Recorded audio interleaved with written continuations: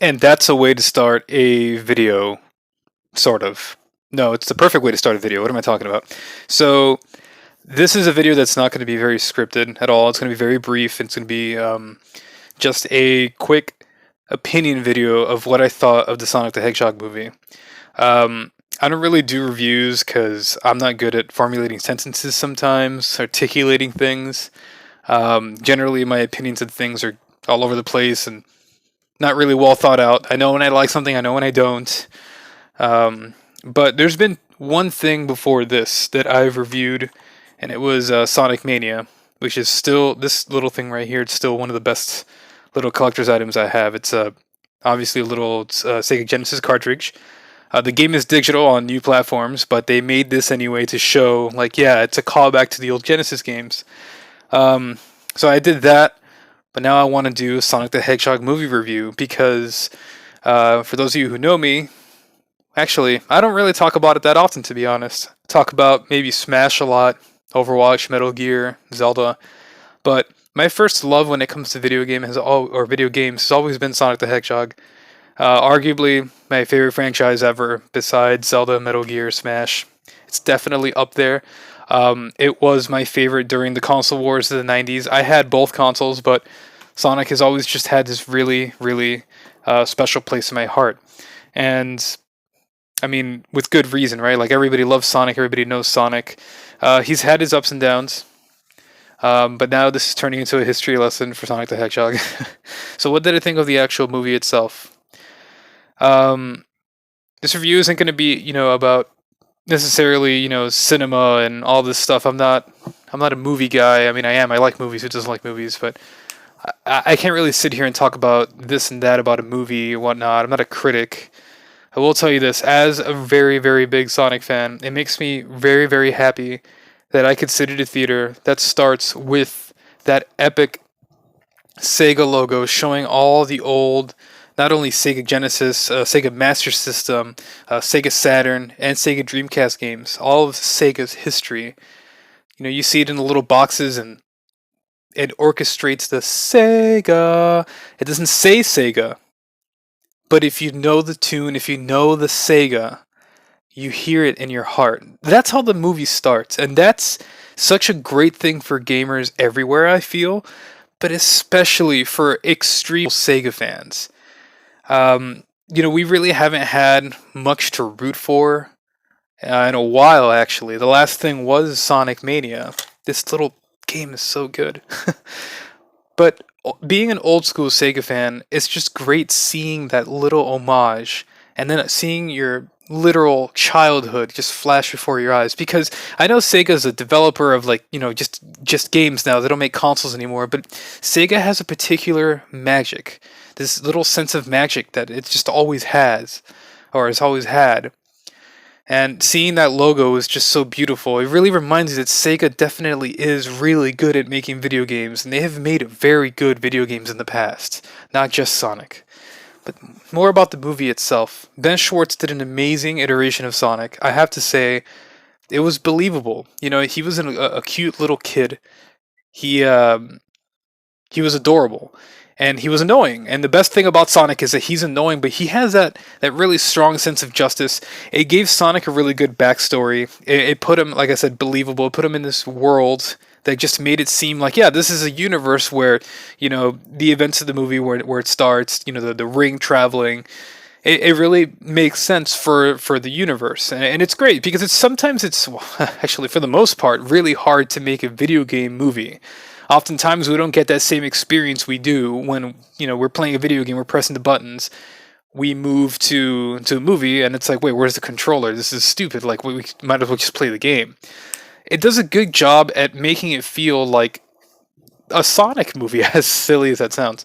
So that's just about Sonic himself. Great animation.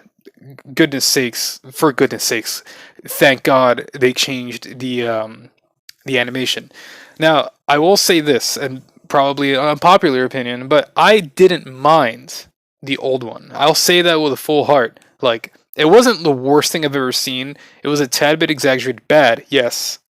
Not like, oh my god, what? Yeah, it was pretty bad because they ruined. I mean, come on, man. Look how iconic this is. How can you not use this design? Thank God, it didn't rest well with everybody, and they changed it, and great for thank God they did. So that's just a quick little rundown on Sonic. Now, Eggman, Dr. Robotnik, for those of us in the West. I was telling my parents, I went to go watch it with them and my brother, and it's funny because the four of us, we used to play Sonic the Hedgehog, and now we're watching Sonic. I told them we used to, as a family of four, just sit down and watch Jim Carrey movies, and we used to play Sonic the Hedgehog on the Genesis. I never in my wildest fantasy would I have thought that Jim Carrey would play Dr. Robotnik. And you'd think, oh yeah, it's a video game movie, they want to make money, they're going to get this big actor to play the bad guy because it makes business sense. But the thing is, like, when you really sit down and think about it, there's no other actor out there, I feel, that could really capture Dr. Eggman. He is Dr. Eggman now. He really has that mad scientist, like, persona. He does a really good job at doing it. My favorite thing that the movie does, without spoiling too much, maybe who cares about spoilers? It's like 2 weeks later. My favorite thing that the movie does is that it really gives a nice little backstory. Like I said, it makes the world very believable. This video game character we've known and loved is now in this world. He looks great. He's charming. But the best part about it, the best part of the whole movie, is that we get a great and epic backstory as to why Sonic is the way that he is and why he has a feud with Dr. Robotnik.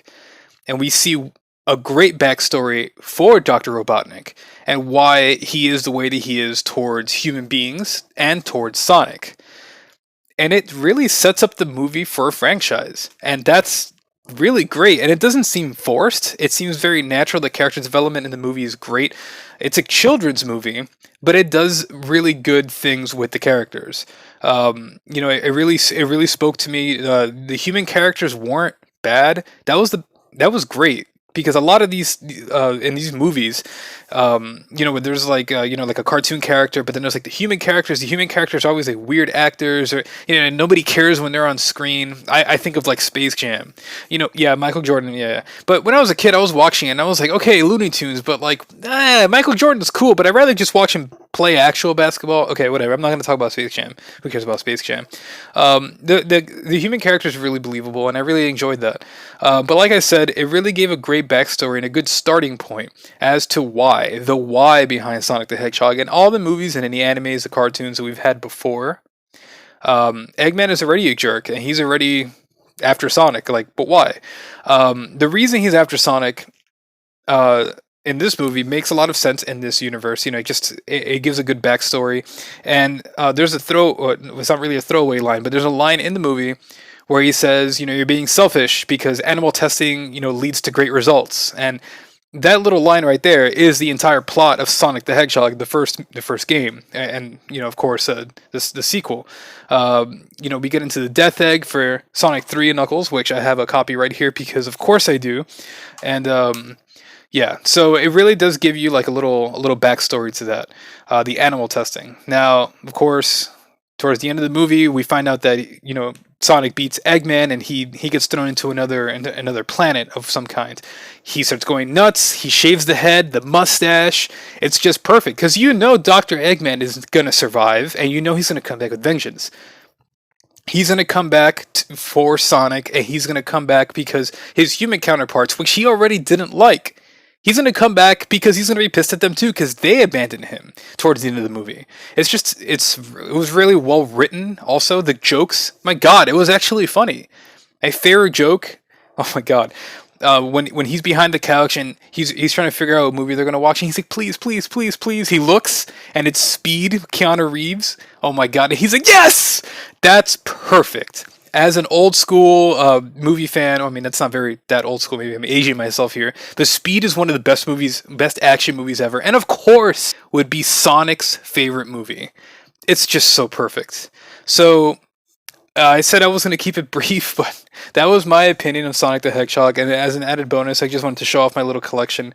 I have the first Sonic the Hedgehog, a little torn. I got a little hungry when I was a kid. I don't know what the hell happened to Sonic 2.